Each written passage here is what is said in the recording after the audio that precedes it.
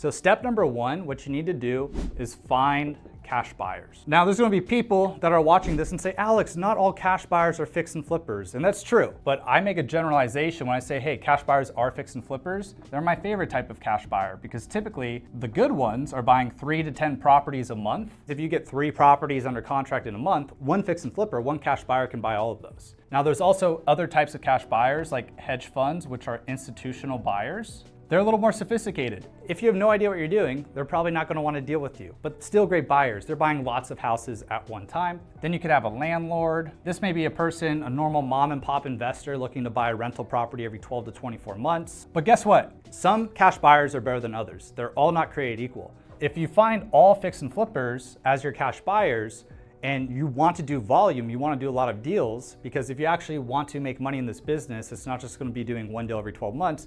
You want to do deals consistently and repeatedly, month after month after month. And these fix and flippers, you find one, they could potentially buy all your wholesale deals. You have a landlord that wants to buy one property every 12 months, then guess what? They can only buy a property every 12 months. We need to find these cash buyers. One thing you can do, you can go to Real Estate Investor Association meetings. You just Google Real Estate Investor Association meeting and then your city name. Attend those because real estate investors hang out there. You could also Google We Buy Houses Cash and type in your city name. And then you'll find websites of cash buyers that have those types of keywords on their website because they want to rank for motivated sellers that will type in those and have the motivated sellers selling their property. So there's a couple different ways to find cash buyers, and then I'll put some resources down below on how to find cash buyers too. Let me tell you why we want to find our cash buyers first. So one of my favorite books is The 7 Habits of Highly Effective People. I like it so much, I put the actual habits here on my wall. Habit number 3 is begin with the end in mind. Most people in life with their goals, when they want to work at something, they don't begin with the end in mind.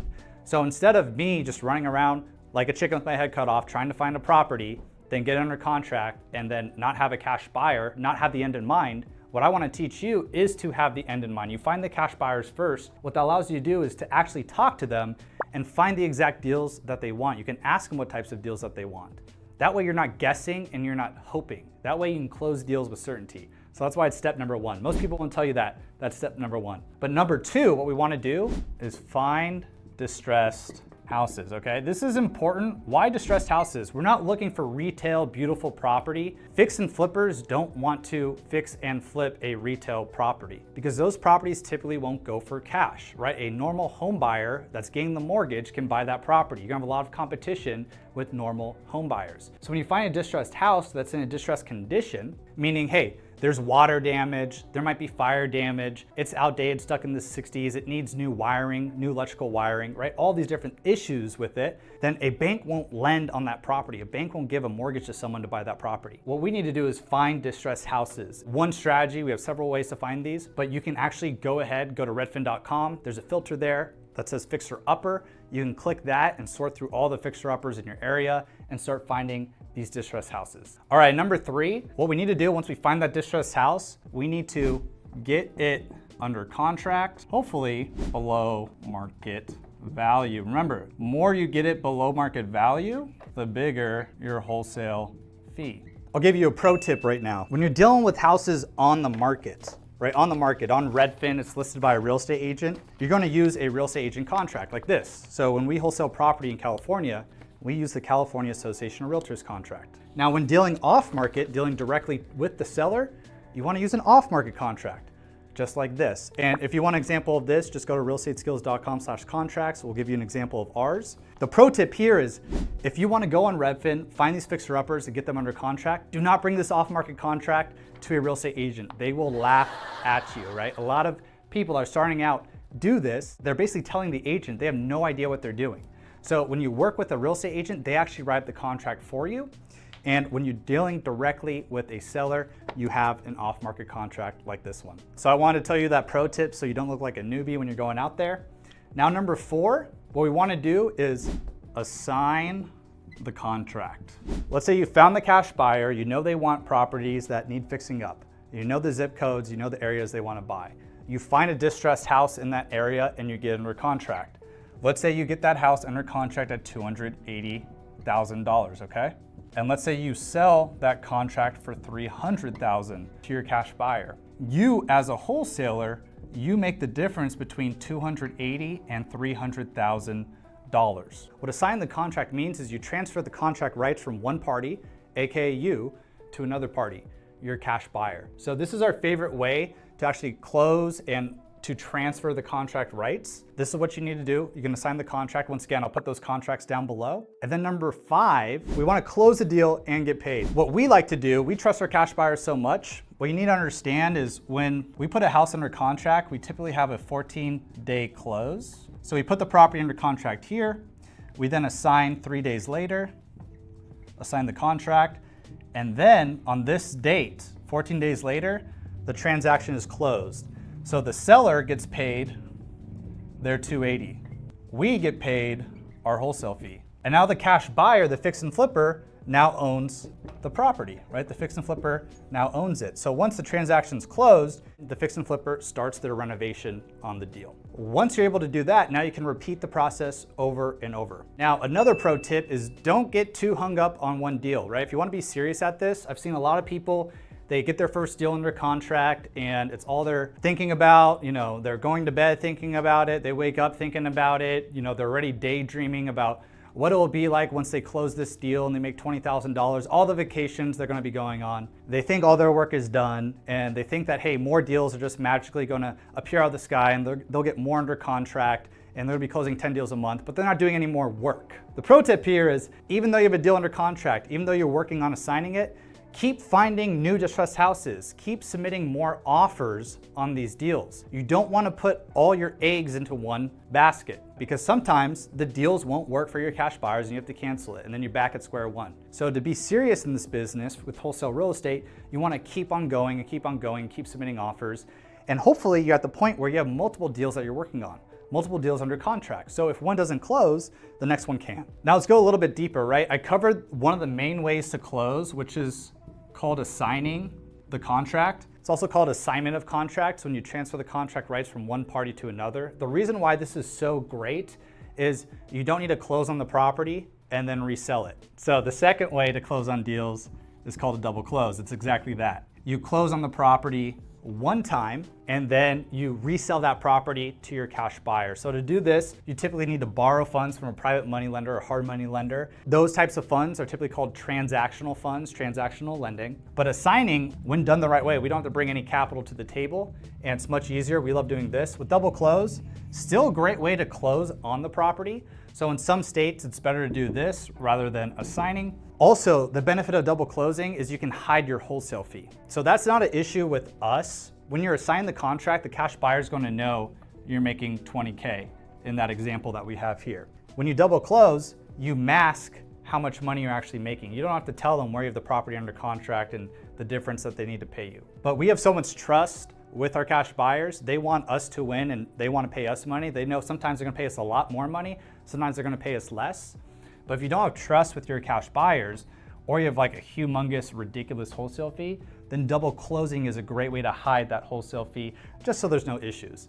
The other thing to point out is there's more fees. You're closing escrow on this twice, so there's more fees in the deal.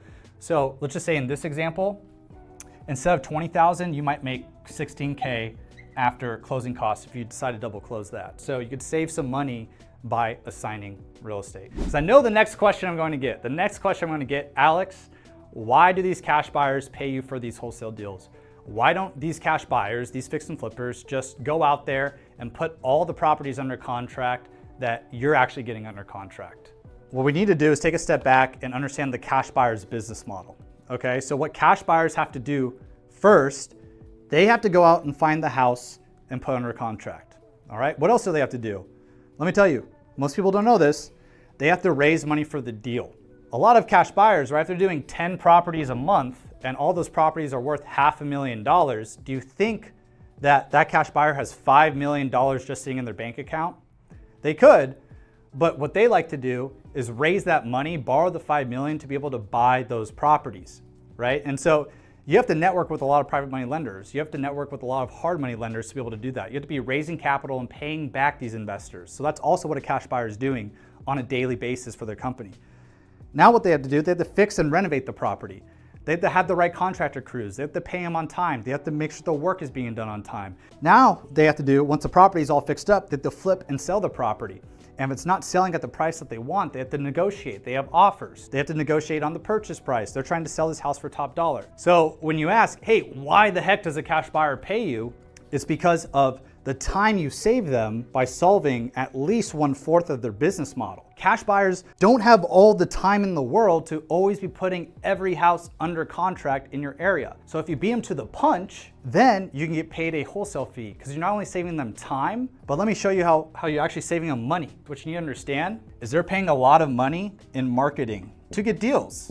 Rightfully so, a lot of businesses do that. And what are they doing? They have different websites, they're doing TV ads, actual television, they're doing online ads, they're putting out bandit signs, they're putting out direct mail, and it's not unheard of for investors to be spending $30K a month and up in order to get real estate deals. So when you can bring them a real estate deal that they didn't have to pay any money in marketing, right? In this situation, they didn't have to pay 30 grand for in marketing, but you can actually bring them this deal. Maybe they pay you $20,000 in this situation, but they're making $40, $50, or $60,000 on the deal, right? The reason why you get paid is because that fix and flipper is gonna make money when they fix and flip that property. They're not paying you because they're a charity. They're paying you because you're putting food on the table for their business. They need deals, right? Especially if they're doing 3 to 10 deals a month. The way they get deals, one of their channels is from wholesalers. So we covered the cash buyer's business model. We covered why you get paid. I wanted to cover that because people would be asking me, why the heck do you get paid? So you save them a lot of time and a lot of money, just like most businesses, right? And if this isn't clicking yet, wholesale real estate, you need to understand that wholesaling happens in pretty much every industry.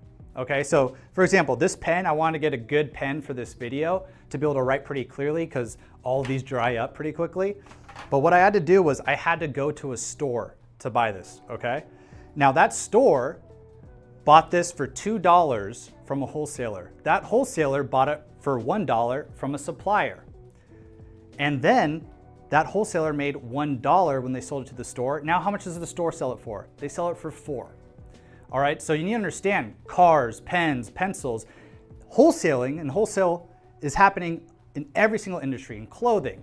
All we're doing is wholesaling houses. And now what I also want you to understand is that don't confuse my simplicity of explaining this for easiness, right? This took a lot of hard work and a lot of time invested to be able to do this. When I started over 10 years ago, there really weren't YouTube videos on this. I learned from doing. I learned from getting mentors. I learned from attending Real Estate Investor Association meetings. I learned from reading the books. I learned from getting feedback on every offer I sent. I learned from the deals that worked. I learned from the deals that didn't work. I learned from wholesaling houses to cash buyers and then seeing their numbers, their ARV, where they sold the property at.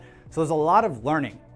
And what you need to understand is a lot of people are looking for shortcuts in life and for easiness. There's a lot of people that won't even make it to the end of this video that are already scrolling on TikTok and getting their brains fatter and fatter and not learning anything. So I do want to congratulate you for making it to this point in the video because you're already different than most people. So you're willing to do what it takes to be able to learn concepts like these. Now, additionally, most people are going to watch this video and do nothing with it, right? They're going to go watch that next TikTok video.